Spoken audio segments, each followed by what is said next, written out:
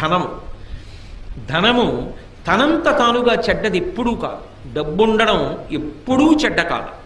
కానీ ధనముని ఎలా సంపాదిస్తున్నామన్నది మాత్రం చాలా ముఖ్యం. డబ్బు సంపాదించవద్దన్నది లోకంలో ఏ శాస్త్రము చెప్పలా. డబ్బు సంపాదించవద్దు అని చెప్పలేదు సరికదా, డబ్బు సంపాదించకపోతే పాడైపోతావు, డబ్బు సంపాదించాలని చెప్పారు. కానీ మీరు ఇక్కడ ఒక్క విషయాన్ని జ్ఞాపకం పెట్టుకోండి, డబ్బు సంపాదించడం అనేది ఎంత ముఖ్యమో సంపాదించిన డబ్బు వలన అహంకారం పెరగకుండా ఉండడం కూడా అంతే ముఖ్యం. ఎందుకో తెలుసా, తొందరగా మనిషికి అహంకారాన్ని కల్పించగలిగినది ఏది అంటే డబ్బే. రామకృష్ణ పరమహంస ఒక ఉదాహరణ చెప్తుండేవారు. ఒక మహారాజు గారు భద్రగజం ఎక్కి వెళ్ళిపోతున్నాడు. ఆ కింద ఓ పెద్ద కన్నం ఉంది, ఆ కన్నంలో కప్ప ఒకటి ఉంది. ఆ కప్ప పైకొచ్చి, కప్ప కాలు ఎంతంటే ఎంత ఉంటుందండి, ఎంత పెద్ద కప్ప అయితే మాత్రం ఇంత ఉంటుంది, ఇంత పెద్ద కప్ప అయితే దాని కాలు ఇంత ఉంటుంది.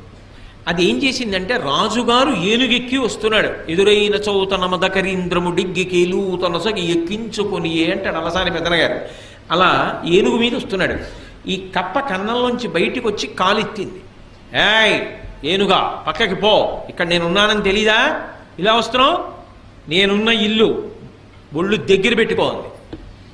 రామకృష్ణ పరమహంస శిష్యుడితో నించుని ఉన్నారు. శిష్యుడు తెల్లబోయి పరమహంసని అడిగాడు, ఇదేమిటంటే ఏనుగు మీద కప్ప కాలెత్తుతోంది, ఇంత ధైర్యం ఇంత గర్వం కప్పకి ఎందుకు వచ్చాయన్నారు. అంటే పరమహంస అన్నారు, ఇవాళ మధ్యాహ్నం ఇటుగా జేబుకి చిల్లున్న లాల్చీ వేసుకున్న వ్యక్తి వెళ్ళాడు. పావలాకాసు చిన్నది కదూ, ఆ కన్నంలోంచి జారి కింద పడి దొల్లి కప్ప ఉన్న కన్నంలోకి వెళ్ళింది. కప్ప దగ్గర పావలా ఉంది ఇప్పుడు, అందుకని ఏనుగు మీద కాలెత్తింది. మాకురుధన జన యవ్వన గర్వం హరతి నిమేషత్ కాలసర్వం మాయామయమిదమఖిలం హిత్వా బ్రహ్మపదంతం ప్రవిశ విదిత్వా అంటారు శంకర భగవత్పాదులు. డబ్బేం చేసింది, డబ్బా నేను పాడు చేసింది. ఎంత ఐశ్వర్యమున్నా పరమ వినయ విధేయతలతో ప్రవర్తించినటువంటి గొప్ప గొప్ప చక్రవర్తులు లోకంలో లేరు. వాళ్ళకేమైనా దోషం వచ్చిందా? ధర్మరాజు గారు ఎంత ధార్మికంగా ఎంత వినయంగా ప్రవర్తించాడు, భీష్మాచార్యుల వారు ఎంత వినయంతో ప్రవర్తిస్తాడు, నలచక్రవర్తి ఎంత వినయంతో ప్రవర్తించాడు, ఈ భూమండలాన్ని అంతటినీ ఏలినటువంటి చక్రవర్తులు ఎంత వినయంతో ప్రవర్తించారు. వాళ్ళు ఎంత డబ్బు సంపాదించినా ఆ డబ్బు వాళ్ళ యొక్క అహంకారానికి ఎన్నడూ కారణము కాలేదు. వాళ్ళు పరమ వినయంతో ప్రవర్తించి ఆ డబ్బుని సద్వినియోగం చేసి జీవితంలో గట్టెక్కారు. జనక మహారాజు గారు సర్వ సంగములు విడిచిపెట్టి విదేహ వంశమునందు జన్మించి దేనితోటి సంబంధం లేకుండా, రాజ్యంతో సంబంధం లేకుండా రాజ్య పరిపాలన చేస్తూ నిస్సంగి జీవితాన్ని గడిపి తరించలా. బ్రతకడం రావాలి. బ్రతకడం రానప్పుడు అహంకారం ఒక్కటే ఉండిపోయింది అనుకోండి, అహంకారం చిట్ట చివరికి ఏం చేస్తుంది అంటే, డబ్బు వలన వచ్చినటువంటి అహంకారం చాలా ప్రమాదకరమై సర్వభ్రష్టత్వాన్ని పొందేసిన తరువాత ఒక పెద్ద ఇబ్బంది కూడా తెస్తుంది. ఇంత బ్రతుకు బ్రతికినవాడు ఒక గోడ నీడలో నిలబడి భిక్షాటన కూడా చేయలేడు, రూపు మార్చుకుని తిరగవలసి ఉంటుంది ఎవరు గుర్తుపట్టకుండా. అందుకని జాగ్రత్త సుమా.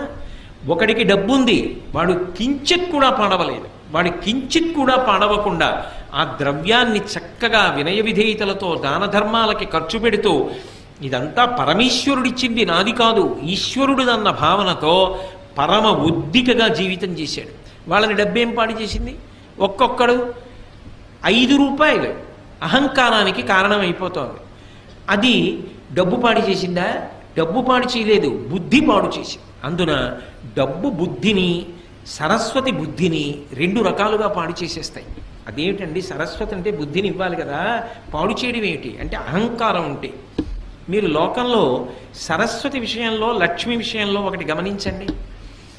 మీ దగ్గర చాలా డబ్బు ఉందండి, మీ వ్యాపారంలో బాగా లాభాలు వస్తున్నాయి అన్నారనుకోండి, ఏమి లాభాలండి, ఏదో పెద్దవాళ్ళు చేసిన వ్యాపారం మూసేస్తే బాగుండదని చేస్తున్నాం, వడ్డీ డబ్బులు వస్తే గొప్పగా ఉందండి మా వ్యాపారం, ఇప్పుడు ఏమొస్తుందంటారు ఇందులో అంటాడు. డబ్బు ఉందండి అంటే ఒప్పుకోడు, ఏముందండి నా దగ్గర అంటాడు. మీకు సరస్వతీ కటాక్షం లేదండి, మీకు తెలియదు, అయ్యా నా మాట వినండి, మీరు చదువుకోలేదు కదా, మీకు ఈ విషయం తెలియదు కదా, మీరు ఎందుకు మాట్లాడతారు దాని గురించి అన్నాను అనుకోండి, అత్తేరి నీకేం తెలుసు అని చర్చ విరిగి పెడతాడు. సరస్వతీ కటాక్షం లేదురా అంటే ఒప్పుకోడు, లక్ష్మీ కటాక్షం ఉందిరా అంటే ఒప్పుకోడు. రెండిటితోటి ప్రమాదం. అసలు అది దాటాలంటే మనసుకి సంస్కారం ఉండాలి. శంకరాచార్యుల వారి కన్నా ప్రజ్ఞాశాలి సరస్వతీ కటాక్షం ఉన్నవాడు లోకంలో ఉన్నాడా? అటువంటి శంకరాచార్యుల వారు శంకరుడి దగ్గరికి వెళ్ళి అన్నారు, పశుమాం సర్వజ్ఞ ప్రజిత కృపయా పాలయ విభో అన్నారు. శంకరా, నేను పశువుని, నువ్వు పశుపతివి. నేను పాడైపోతే నిన్నంటారు. పశువుని కాపాడవలసిన వాడివి నువ్వు. కాబట్టి నీకు నాకు అనుబంధం ఏమి అంటే నేను పశువుని, నువ్వు పశుపతివి. ఇది శంకరాచార్యులు వారు అనవలసిన మాట. స్మృతౌ శాస్త్రే వైద్యే శకున కవిత గానఫణితౌ పురాణే మంత్రే వా స్తుతి నటన హాస్వేశ్వచితుర. నాకేమొచ్చు తండ్రి, నాకేం రాదు అన్నారు శంకరాచార్యుల వారు. ఎవరు? మహానుభావుడు అపరశంకరుడు, కైలాస శంకరుడు, కాలడి శంకరుడిగా భూమి మీద తిరిగారు. అటువంటి మహానుభావుడు ఆ మాట అన్నాడు. మనం దేనికి గర్వపడాలి, దేనికి అహంకరించాలి? ఒక్కొక్కసారి కొన్ని చాలా చమత్కారంగా ఉంటాయి.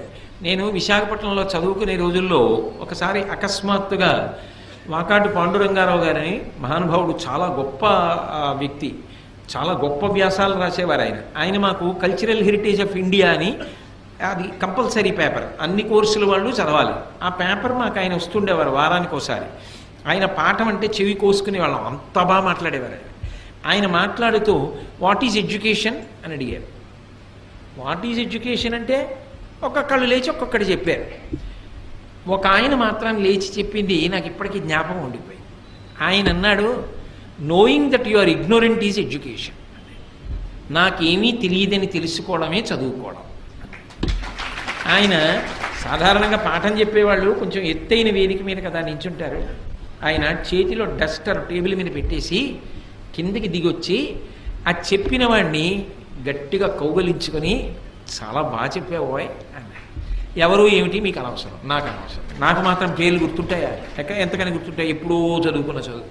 కాబట్టి నాకేమీ తెలియదని తెలుసుకోవడం చదువు. ఎందుకనంటే మీరు ఒకటి ఆలోచించండి, చాలా తెలుసు అన్నాడు అనుకోండి, ఆయన్నో గ్రంథాలయంలోకి తీసుకెళ్ళి నించోపెట్టి ఇందులో మీరు చదివినవక్కర్లేదు, ఇందులో ఉన్న పుస్తకాలు ఏవి చెప్పగలరా? అయితే ఎవరైనా చెప్పగలరా? ఒక గ్రంథాలయంలో ఎన్ని పుస్తకాలు ఉన్నాయో అవి ఏవేం పుస్తకాలో కూడా తెలియదు. అవన్నీ చదవడానికి, చదివిన జ్ఞాపకం పెట్టుకోవడానికి, జ్ఞాపకం పెట్టుకున్న జీర్ణం అవ్వడానికి ఎన్ని జన్మలు కావాలి? ఏం తెలుసునని తెలుసు అంటాం.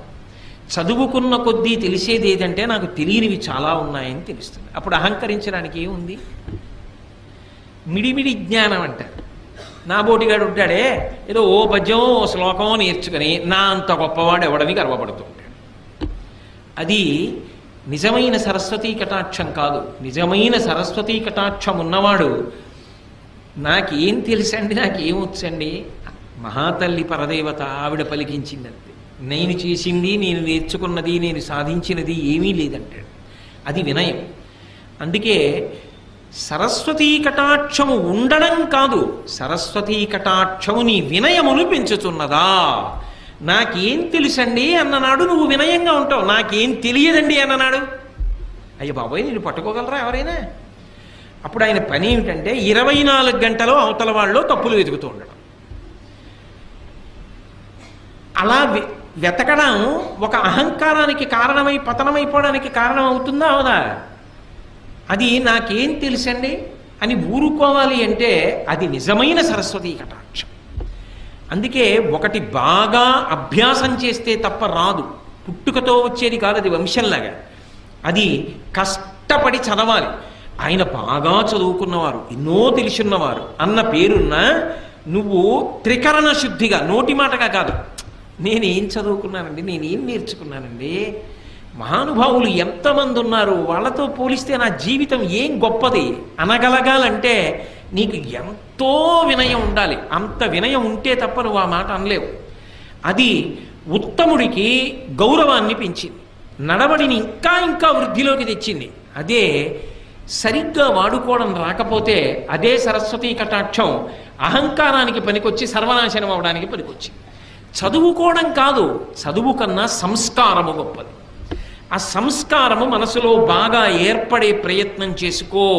అందుకే పూర్వం చదువుతో పాటుగా సంస్కారం నేర్పేవారు, నీతిశాస్త్రం నేర్పేవారు, నీతిశాస్త్రంలో 4 శ్లోకాలు నేర్పేవారు, చక్కగా 4 మంచి మాటలు చెప్పేవారు. వారానికి ఒక్కసారైనా నీతి అని ఒక ప్రత్యేకంగా ఒక తరగతి ఉండేది, అందులో మంచి మాటలు చెప్పేవారు. దాంతో శీల వైభవాన్ని ఊంచుకునేవాడు. లేకపోతే ఏమైపోతుంది, ఈ చదువే రేపొద్దున్న నీ అధికార స్థానాన్ని నిర్ణయించేస్తుంది. ఒక 10వ తరగతి చదువుకున్నవాడు ఒక స్థానంలో ఉంటాడు, పట్టభద్రుడైన వాడు ఒక స్థానంలో ఉంటాడు, ఐఏఎస్ చదువుకున్నవాడు ఒక స్థానంలో ఉంటాడు, గొప్ప వైద్యం చదువుకున్నవాడు గొప్ప వైద్య నిపుణుడై వైద్యుడిగా ఉంటాడు, సాంకేతిక రంగంలో పురోభివృద్ధి చెందినవాడు ఆనకట్ట కట్టడానికి ఎడతాడు. నువ్వు ఏం చదువుకున్నావన్నది కాదు, నువ్వు చదువుకున్న దాని వల్ల నువ్వు ఉన్నతమైన స్థానమునకు వెడతావు. ఉన్నతమైన స్థానములో ఉన్నవాడు ఉన్నతంగా నిలబడి సమాజపు విలువలను నిలబెట్టగలిగిన వాడు అయి ఉండాలి. ఆ స్థానమే ఎలకలా కన్నాలు పెట్టడానికి పనికొస్తే ఇక నీ వలన సమాజమునకు విలువ ఏం కలుగుతుంది? అప్పుడు భద్రం పోలా. సర్వే వేదవిద శూరాః సర్వే లోకహితే రతాః సర్వే జ్ఞానోపసంపన్నాః సర్వే సముదితా గుణైః అంటారు రామాయణం బాలకాండలో. ఎంత చదువుకున్నావో, ఎంత పెద్ద స్థానంలో ఉన్నావో అంతగా లోకము యొక్క హితము గురించి కూడా ఆలోచించగలిగిన పెద్ద మనసు ఉండాలి. అది లేకపోతే ఇదంతా నా అభివృద్ధికే పనికి రావాలి అన్న భావన నిలబడిపోయిందనుకోండి, అది ఏమవుతుందంటే స్వార్థమునకు మాత్రమే పనికొస్తుంది. అప్పుడు దాని వలన సమాజము భ్రష్టమైపోతుంది. అలా కాకుండా ఉండాలి అంటే నీ సరస్వతీ కటాక్షము కానీ, నీ లక్ష్మీ కటాక్షము కానీ, నీ వంశము కానీ ఏదైనా సరే నిన్ను వృద్ధిలోకి తీసుకురావడానికి పనికొచ్చేదై ఉండాలి. ఇందులో యువతల వారికి తెలియడం అన్న మాట ఉండదు సుమండి. యువతలవాడు ఎప్పుడూ కూడా నువ్వు ఎంత ఎదిగావో, నిజంగా అలా ఉన్నావో అలా లేవో తెలుసుకోవడం సాధ్యం కాదు. ఎందుకని అంటే మీరు ఒక్కటి గమనించండి, స్థానము ఎంత ఉన్నతమైతే యువతల వారు ఆయన దగ్గర ఉండే అవకాశం అంత తగ్గిపోతుంటుంది. అప్పుడు మీరు ఎలా లెక్క కట్టగలరు? తనకి తాను పరిశీలించుకోవాలి. ఏది పరిశీలించాలంటే దంభమున ఎందు ప్రవేశించినదా, ఇది చాలా చాలా అవసరం. నేను నోటి మాటగా ఈ మాటలు చెప్తున్నానా, నిజంగా నాకు ఆ వినయ సంపద ఉన్నదా? నిజంగా నేను పెద్దల పేరెత్తేటప్పటికి గౌరవంగా మాట్లాడగలనా? గౌరవంగా నోటితో మాట్లాడడం కాదు, నిజంగా నేను ఆ గౌరవాన్ని చూపించగలనా? నేను నాకన్నా సరస్వతీ కటాక్షం ఉన్న వాళ్ళకి గౌరవం ఇచ్చి నాకేం తెలుసని నిలబడగలనా? నాకున్న డబ్బు నాది కాదు గొప్ప, నేను సంపాదించగలిగిన ప్రజ్ఞ అయితే ఇలా లోకంలో ఎందరో సంపాదిద్దరు. యద్రూభంగా ప్రమాణం స్థిరచరరచనా తారతమ్యే మురారేః వేదాంతాః తత్వచింతాంబరభిదురసి యత్పాదచిహ్నైత్తరంతి భోగోపోద్ఘాతకైలీచులికిత భగవత్వైశ్యరూప్యానుభావ సానశ్రీః అస్పృణీతాం అమృతలహరిధీలంఘనీయైః అపాంగైః అంటారు పరాశర భట్టర్లు శ్రీగుణరత్నకోశంలో. గత జన్మలలో చేసినటువంటి పాపపుణ్యములను బట్టి పుర్రె మీద రాసేటప్పుడు లక్ష్మీదేవి బ్రహ్మగారి తల్లి కనుక, సృష్టికర్త యొక్క తల్లి కనుక, అమ్మ గత జన్మలో వీడు ఫలానా పేరుతో ఉన్నవాడమ్మా అంటే ఆవిడ ఓ వాడా లోకహితము కొరకు ప్రవర్తించిన వాడని కనుబొమ్మ పైకెత్తిందనుకోండి, ఓ అని ఇలా కనుబొమ్మ పైకెత్తితే యద్భ్రూభంగాః ప్రమాణం, ఆవిడ కనుబొమ్మ పైకెత్తితే ఈ జన్మలో వాడు మహదైశ్వర్యవంతుడవుతున్నాడు. యవ్వని వాకిట ఇభమదపం కంబు రజభూషణ రజో రాజినడగు అంటుంది ద్రౌపదీదేవి భారతంలోనే. ధర్మరాజు గారి ఐశ్వర్యం ఎటువంటిది అంటే ఆయన దర్శనం చెయ్యడానికి లోపలికి వెళ్ళేటటువంటి చక్రవర్తులు ఒకరినొకరు తోసుకుంటే వాళ్ళు భుజాలకి పెట్టుకున్న వజ్రములు వైఢూర్యములతో కూడుకున్న ఆభరణములు ఒరుసుకున్నప్పుడు వాటి యొక్క నుషి కింద పడి గాలికి పైకి రేగుతుంటే ఆయన అంతఃపురం ముందు కట్టబడినటువంటి మదగజముల యొక్క చెవుల పక్కనున్న కన్నములలోంచి కారిన మదజలముల చేత ఈ రేగుతున్న వజ్ర వైఢూర్యముల ధూళి అణచబడుతుండేదిట. అంతటి ఐశ్వర్యవంతుడయా ధర్మరాజు అంటే ఏమిటి తేలిగ్గా మాట్లాడుతున్నావు? అయితే ధర్మరాజు పాడవడానికి పనికొచ్చింది ఐశ్వర్యం? పనికి రాలేదుగా. ఎంత ఐశ్వర్యం ఉంటే ధర్మరాజు గారు ఉలికులికి పడ్డాడు? ఏం ఉలికి పడలేదుగా. లేని నాడు బెంగెట్టుకున్నాడా? మీరు విన్నారుగా వ్యాసుల వారి గురించి చెప్పినప్పుడు తీసుకెళ్లి మళ్ళీ హిమవత్ పర్వతం మీద ఉన్న ఐశ్వర్య నిధులను ఇచ్చాడు. ఇస్తే దాచుకున్నాడా? అశ్వమేధయాగం చేసి అందరికీ పంచిపెట్టేశాడు. అందుకే ఆ లోపల ఉండవలసినటువంటి సంస్కార బలము ఉండకపోతే దంభముగా పరిణమించిందనుకోండి, అది చాలా ప్రమాదహేతు, ఎదుటివాడు కూడా పట్టుకోలేడు. ఎందుకని అంటే చాలా మంచివాడిలా కనపడుతూ ఉంటాడు పైకి. ఎలా తెలుసుకుంటారండి? సాధారణంగా వేషాన్ని చూస్తే చాలా మంచివాడు అనే అనుకుంటారు కదా. ఒక కొంగ ఉందనుకోండి, ఓ సరోవరం పక్కన నించుంటుంది, ఒంటికాలు మీద నించుంటుంది, కళ్ళు మూసుకుంటుంది, సాధారణంగా తెల్లగా ఉంటుంది. కొంగ జపం అంటారు. అందుకే చూసిన వాళ్ళు ఏమనుకుంటారు, అబ్బా ఈ కొంగ ఏదో పెద్ద మార్పు వచ్చేసింది, లోపల జీవుడెవరో ఆ సరోవరంలో స్నానం చేసి ఇంత తెల్లవారకట్ట దాని ఒడ్డున నించుని ఇంత చలిలో అలా కళ్ళు మూసుకొని అలా జపం చేస్తోందే కదలకుండా అనుకుంటాం. అది నిజానికి సంపుటములను ముందుకు చాపి ఇలా చూసుకుంటూ ఉంటుంది. చేప నీళ్లలోంచి ఇలా వచ్చిందనుకోండి, చటుక్కున తిరిగి సంపుటములతో చేపని పట్టుకుని పైకి ఎగిరిపోయి తినేస్తుంది. నిలబడింది ఒంటికాల మీద, ఒళ్ళంతా తెలుపు, చూస్తే శుద్ధ సత్వస్వరూపంతో ఉన్నట్టుంది. లోపల ఏ చేపని పట్టుకుందామని ఆలోచన. దంభము అంటారు. పైకి కనపడినట్టు లోపల లేడు. ఎంత రంగు పట్టుబట్ట కట్టి, ఎంత గొప్పగా విభూతి పుండ్రాలు ఒళ్ళంతా పెట్టుకుని, ఎంతంత వేషాలు కట్టినా నీ లోపల బుద్ధులు మాననప్పుడు దంభం కాదు. లోపల బుద్ధి పోలేదు. పైన శరీరానికి ఎన్ని అలంకారాలు చేస్తే పుట్ట మీద కొడితే పాము చచ్చిందా? లోపల కొట్టాలి. గొరుగు చుందురు జుత్తు కొన్ని వందల సార్లు దాని పాపమేమో కానరాదు, అఖిల పాపములకు నిలయమైన మనసు గొరగడేమి మానవుండు అన్నాడు ఒక ఆధునిక కవి. అలా లోపల మార్పు రాకుండా దంభంతో ఉండి పైకి ఎంతో మంచివాళ్ళ నటిస్తూ పోతే, అమాయకులైన వాళ్ళు పెద్దలైన వాళ్ళు మంచివాడు అనుకున్నారేమో, కానీ వాళ్ళు మోసపోతే వాళ్ళకు వచ్చిన నష్టమే ఉంది. అనుకున్నారేమో పాపం, అంతే, అంతవరకే. కానీ మోసపుచ్చిన దోషం కూడా నీకు రావట్లా, పాడైపోవట్లా. కాబట్టి నిన్ను నువ్వు నిరంతర పరిశీలనం చేసుకుంటూ ఉండాలి. ఉత్తమ వంశంలో పుట్టావు, వంశమునకు కళంకం రాకూడదని ప్రవర్తించాడు, ఏమీ పాడవడు. ఉత్తమ వంశంలో పుట్టా, అహంకారానికి కారణమైంది, తాను పాడవడు, ముందు పుట్టిన వాళ్ళు కూడా పాడైపోతారు.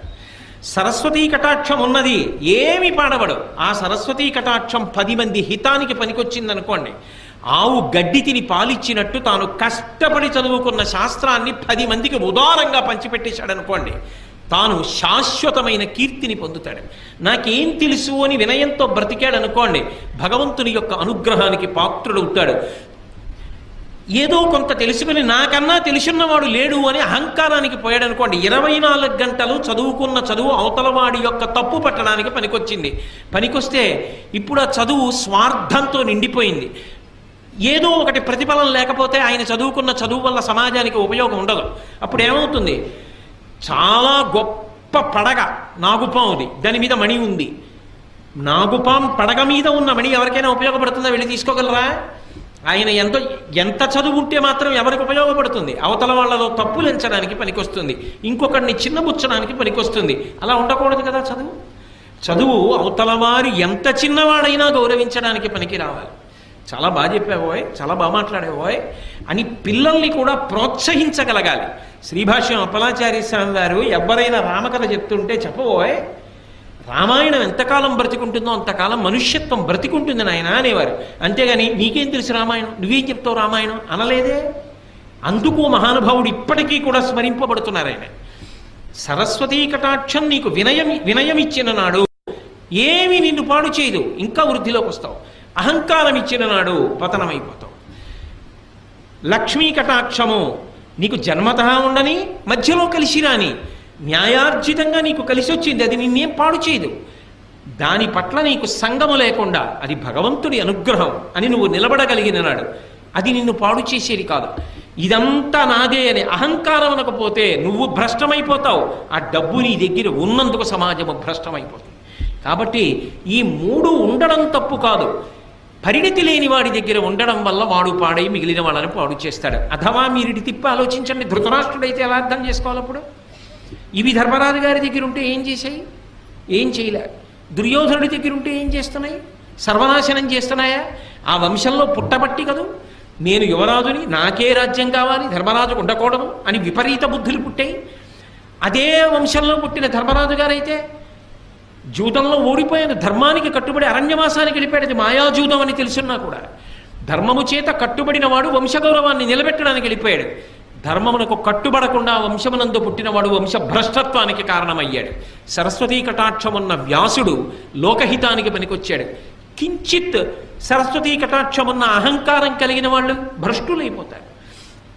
అర్జునుడి కన్నా ఏ విలువిద్య తెలుసని, నాకు నా దగ్గర విలువిద్యుంది, నా దగ్గర విలువిద్యుంది, అర్జునుడిని మట్టు పెట్టేస్తానని బయలుదేరిన కర్ణుడి చివరికి దుర్యోధనుని కూడా నాశనం చేసేశాడు కదా. ధనము అంతే కదా. కాబట్టి ఉండడం తప్పు కాదు, నీ మనసుకి పరిణితి లేకుండా అవి నీ దగ్గర ఉంటే పాడు చేస్తాయి. పరిణితి ఉంటే ఈ మూడు నిన్ను ఉద్ధరణ వైపుకి తీసుకెడతాయి. ఇది బాగా జ్ఞాపకం పెట్టుకోవలసిన విషయం సుమా. కాబట్టి నీకు ఇవి కలిగిన అహంకారమును పొందవద్దు. అవి నీ ఆరోగ్యవంతమైన భయమునకు కారణమై నువ్వు మరింత బాగా బ్రతకడానికి హేతువులు కావాలి. కాబట్టి ధనమును, విద్యయు, వంశంబును దుర్మతలకు మదం బొనరించును, సజ్జనులైన వారి కడకొవయును వినయం ఇవియ తెచ్చు ఉర్వీనాథ. ఇవే ఒకడికి వినయాన్ని తెచ్చేయి, ఒకడికి అహంకారాన్ని తెచ్చేయి. బాగా అర్థం చేసుకో, నీ మనసుని శుద్ధి చేసుకో.